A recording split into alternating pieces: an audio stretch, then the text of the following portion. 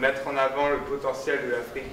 Parce que c'était une manière de dire que l'Afrique a aussi des super-héros, même si on n'en parle peut-être pas assez. Et voilà, aussi parler de l'histoire méconnue de l'Afrique, comme en 1705, un petit village près de Yaoundé. Ouais, s'il faut parler des super-héros, vous voyez, dans la galaxie des super-héros, il y a les bons et les méchants. Spider-Man, c'est bon, c'est gentil. Nos Ewusu, ils sont plutôt mal vus dans leur communauté. Ils ont certainement des dons surnaturels, mais ils sont accusés de les utiliser pour faire du mal. Et pour moi, c'était l'occasion en réalité d'attirer l'attention sur le fait que, au fond de notre tradition, il y a un potentiel scientifique.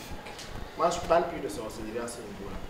Je parle de potentiel scientifique qui n'est pas suffisamment, ou bien pas du tout exploré.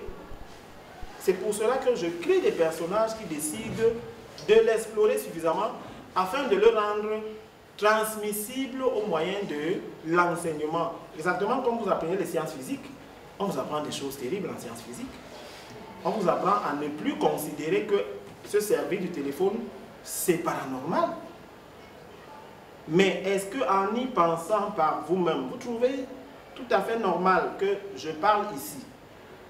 Je ne vois aucun câble, rien qui me relie à ma vieille mère qui est au village, mais ma parole s'envole d'ici par le moyen de cet appareil et arrive là-bas. C'est scientifique. Et on comprend, on n'est même pas obligé de le comprendre au moment d'acheter un téléphone. On vous demande juste de l'argent. On vous dit, vous appuyez là, vous parlez, et puis la parole s'en va, et votre mère, elle vous entend, elle vous répond, ça sort par là. Mais en réalité, vous avez la possibilité d'accéder à ce savoir si vous poussez vos études jusqu'à un certain niveau. À un moment, on va vous apprendre ce qu'on appelle les ondes électromagnétiques.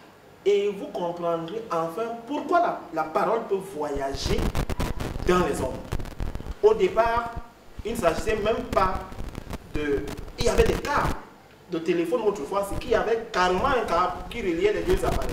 Et donc la parole marchait tout le long du câble pour aller de l'autre côté. Et on a même fait traverser l'Atlantique.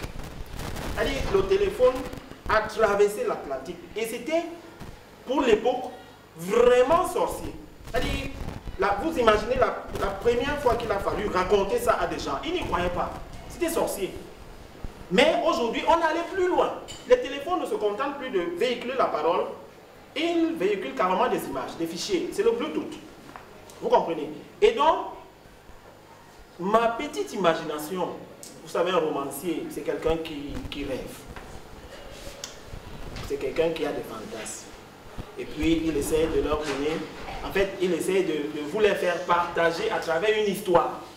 Et donc, moi, je pense, dans mes petits fantasmes, que mais ces sorciers-là, leur pouvoir dont on dit tant de mal, mais on pourrait trouver des applications positives.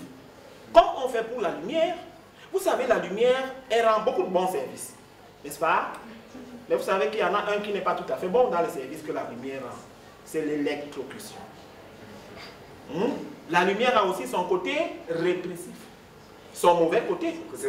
Ah ben oui, si on... et je vous signale, je vous le dis, vous voyez, l'électricité a déjà occasionné beaucoup plus de morts